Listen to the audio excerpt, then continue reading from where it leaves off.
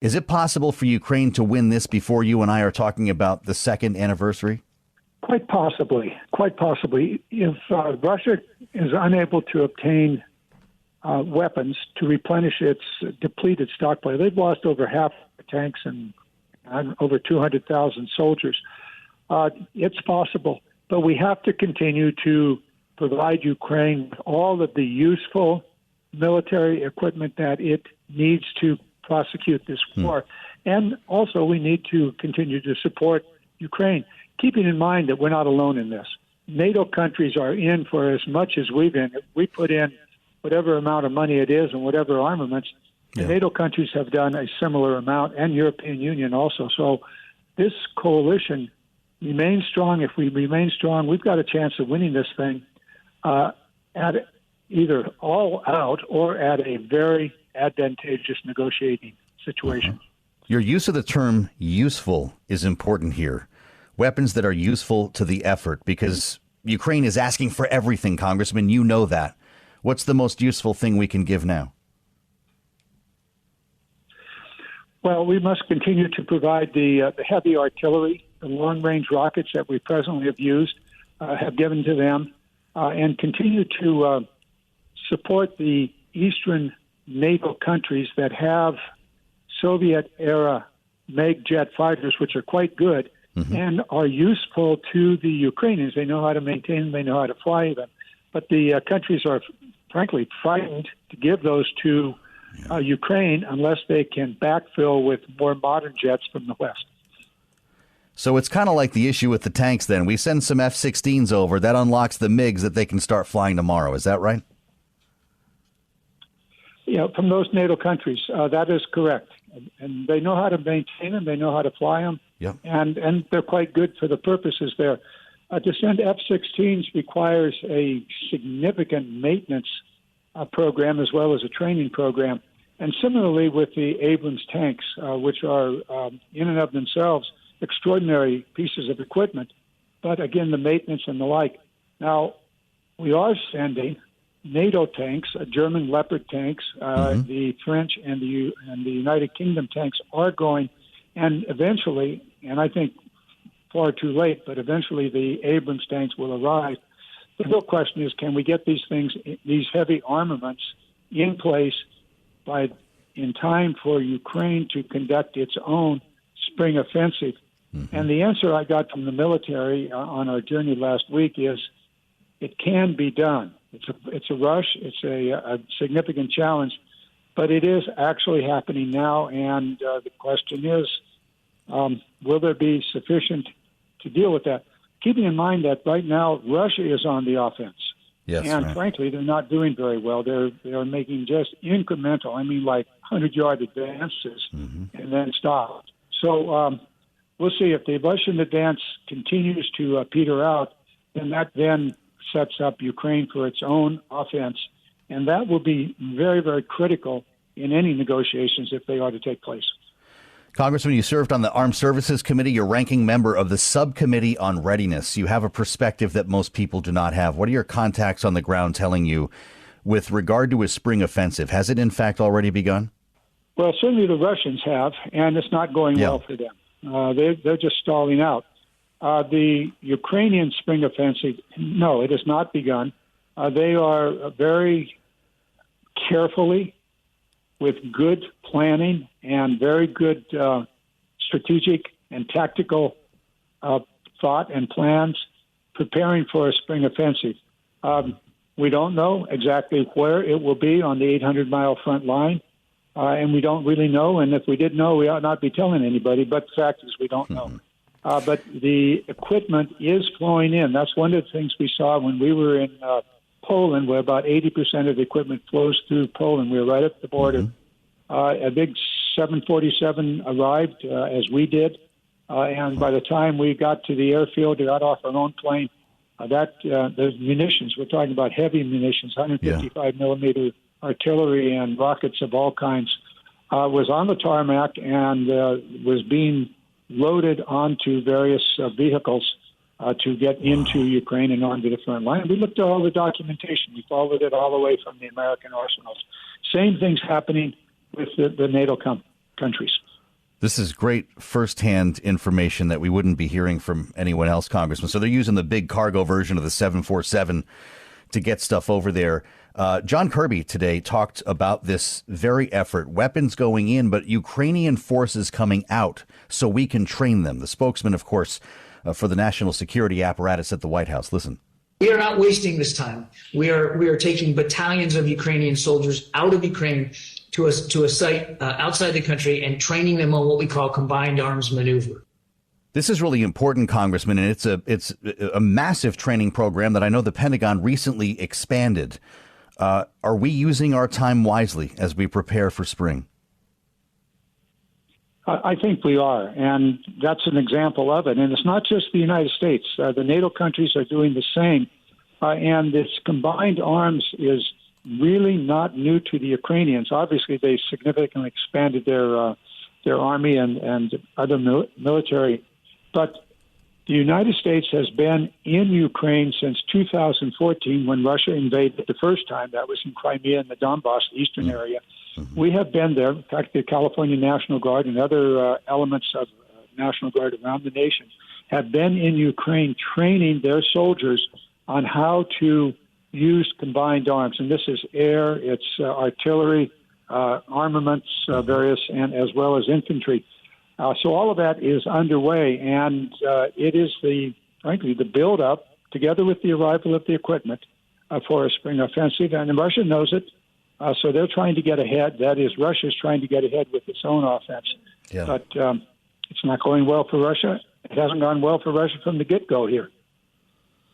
You just came back from the region, and so did President Biden, Congressman. I wonder how important you think it is, having made that journey already, for more American politicians like yourself to make the way to Kyiv, to walk around with your head high, even in the presence of air raid sirens, as we saw with the president's trip this week. How important is the American presence in Ukraine's capital? It's very, very important. And many of my colleagues have gone. This trip, we were looking at a special part of it. That is the flow of equipment. Yeah. We did not go into Ukraine, but many of my colleagues have. And I think it's very, very important. I think the president's trip was absolutely astounding and outstanding. He showed extraordinary leadership, standing with an extraordinary leader, Zelensky. These two men have really led the way here. Think about this. When Donald Trump left office 2 years and 2 months ago, NATO was really on its knees. It really had been torpedoed by Trump, and Trump basically dismissed it over and over and over again. And United and the European Union similarly had lost faith in America.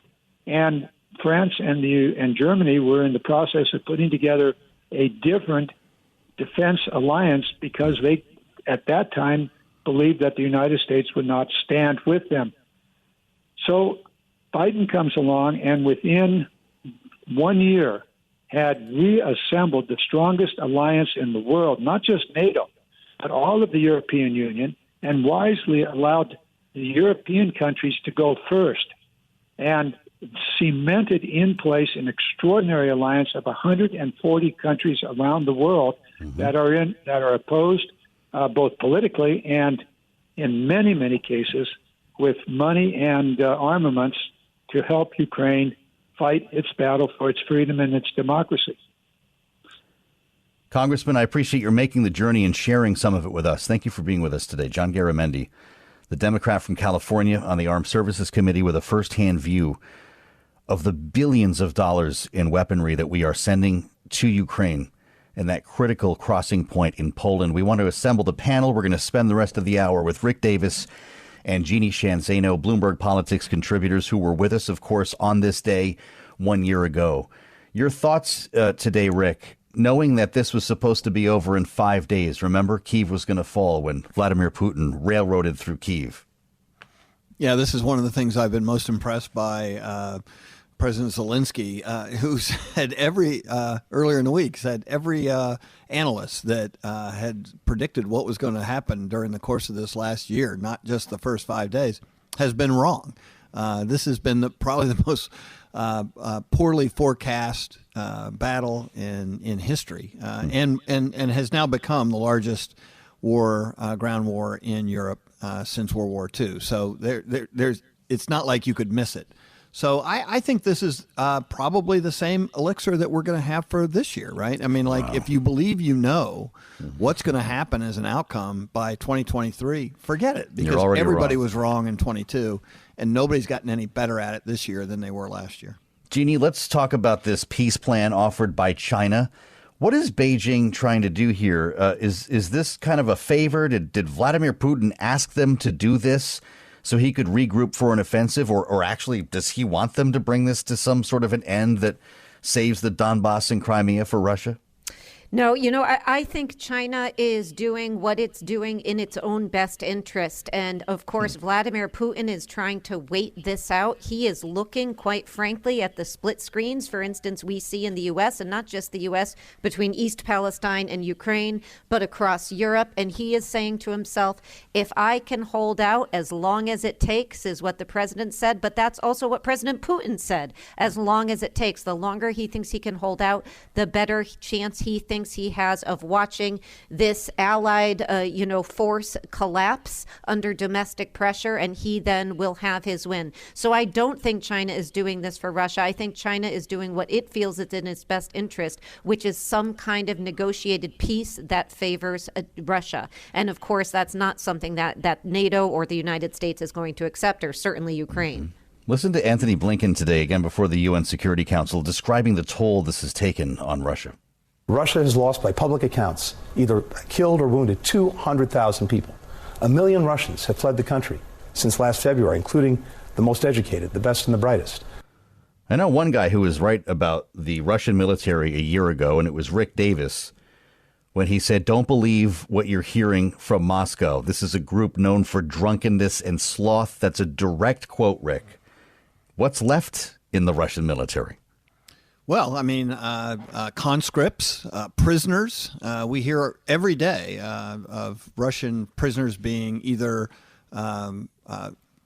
captured or fled the Russian ranks, and who are talking out loud about the dismal conditions that exist within the Russian military. And I would say, too, I mean, just a note about China's motivations. Yeah. I mean, Vladimir Putin was supposed to be having a big day this week. He was supposed to be talking about all these victories that he's not getting. So he needs all the high cover. It's possible. It's not impossible, but it's a whole lot probable that they can win the war if they get those weapons. They need the weapons, not just to defend what they have right now, Joe, but frankly, they need to be able to go beyond, to push the Russians out of their territory. And they're going to need air cover for that. And they're going to need artillery that ranges farther into and behind Russian lines. It's been said the U.S. could train Ukrainians on F-16s in a couple of weeks' time, maybe a month or two, as they already know how to fly the Russian-made MiG-29s. Is that accurate?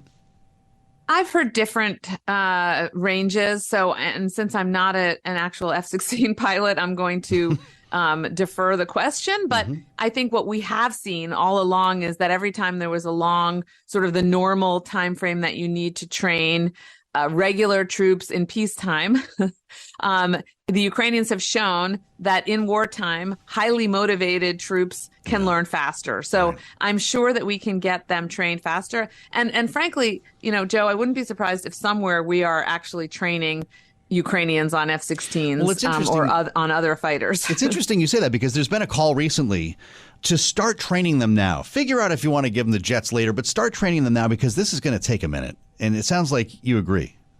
I agree 100%. And as I said, it's not out of the realm of the possible that we are already doing that for the Ukrainians. We don't have to tell the world what we're doing all the time ahead of time. So, but I do think that it would really be a game changer for the Ukrainians. I have an op-ed coming out on this subject. My co-author is General David Deptula. Oh, he's great. And one of those Air Force fighter pilots who could answer that question more accurately than I can. He's been great, actually, sharing his views and guiding us through this past year. And you're certainly keeping good company in your op-ed. Without these weapons, Evelyn, does that simply prolong a war of attrition? Yes. And I mean, ultimately, what we want for Ukraine is to win, to push the Russians out of their territory. Short of that, we want them to have the strongest hand in negotiations when and if the Russians are serious about negotiations. So it's all about helping the Ukrainians and helping them get to that point as fast as possible, because until the Russians decide they want to sue for peace, either because they've been run out of Ukraine or they realize they're going to lose, the Ukrainians are going to lose people. And every day that the war goes on, there's a greater risk that it could spread, frankly, to other countries in the region and even to NATO. So there are questions about what's going to be different about the second year. Is that something the administration needs to start answering? I think they have answered it, frankly, with the new equipment that they have given Ukraine. Don't forget, it was pretty recent that they approved handing tanks or giving tanks to Ukrainians. And that is part of the equation when you think about Ukraine taking the offensive. The air is also important. That's why, of course, myself and General Deptula and others are urging for fighter planes. But the tanks are absolutely essential so that the Ukrainian forces can defend themselves as they move forward. So in addition to that, of course, we've provided longer range, although not quite as long as the Ukrainians want, artillery. And, we are providing better air defense as well. So those things will change the nature of the war and provide a lot of advantage to the Ukrainian forces, make no mistake. But just the additional pieces that are missing are the air cover and the longer range artillery, as I mentioned. You spent enough time at the Pentagon to probably have a sense of what people are thinking there. How much of this is the White House versus the Defense Department? Do you get a sense of whether there's any sunlight in between the two? Do military leaders want to send this equipment? Actually, what's interesting, Joe, is that I think they're pretty closely aligned right now. And the reason for that has to do with what they started talking about publicly and were only talking about privately before, which is our defense industrial base and our need to maintain our deterrence of Russia. Now, of course, with the second one, you can argue that Ukraine is fighting for us and weakening Russia. But we still want to deter Russia from thinking that they can take advantage of NATO, of any other NATO country militarily. So we need to make sure that we are fully equipped, that we have all the weapons we need. And because of the defense industrial base, this part that they've started talking about now, the fact that our companies take a long time to manufacture. They have been doing, they really have been, our government has been, and the DoD has been taking items from inventory. They've started now manufacturing and started to try to get the production lines going. But the whole procurement process, the whole situation is such that we are far from a wartime footing, yet indirectly we are at war right now. Evelyn, your McCain Institute hosted a meeting earlier this month, a meeting of what you're calling the Ukraine Business Alliance. You pulled together executives from the defense and tech industries, from government, military leaders from Ukraine and the U.S. to talk about rebuilding Ukraine. How do you talk about rebuilding when people are still dying every day in this war? Well, I think what we realize with these defense tech companies and tech companies, they're often not in the room when the Defense Department is talking about the war, or when the State Department, Defense Department, and other agencies are talking about reconstruction. And these companies can actually help Ukraine leapfrog ahead. They can help with accountability, with eliminating corruption. They can create smarter cities, just using their technology. So I think that, and frankly, we have to plan for reconstruction now. If you watch the media, because we're in the 1-year anniversary, recently one of the networks was showing footage. They had a reporter on the ground in Bucha. If you remember Bucha, that was one of the towns where the Russians committed horrendous human rights atrocities and where the public first saw firsthand. But they also destroyed the infrastructure there. Well, Bucha is already being rebuilt. That's right. These places in Ukraine, they're not waiting. And I think what we want to do is make sure that they rebuild, to use Biden's phrase, better. So if we're going to do it, anywhere, let's start in Ukraine. We might learn a few things that we can also apply here, which, by the way, is the case also when it comes to the battlefield. Will we use money from Russia, maybe oil money, however we get it, material that's been seized, to help pay for the reconstruction of Ukraine? There are a whole host of lawyers looking at this issue, government lawyers looking at this issue right now. I know that the Ukrainian government, that our government would very much like to do that. And frankly, if you talk to Russian dissidents, those, of course, who are not in power right now, they say, look, we owe it to Ukraine, so we probably should use some of our sovereign funds to do that. They destroyed the country.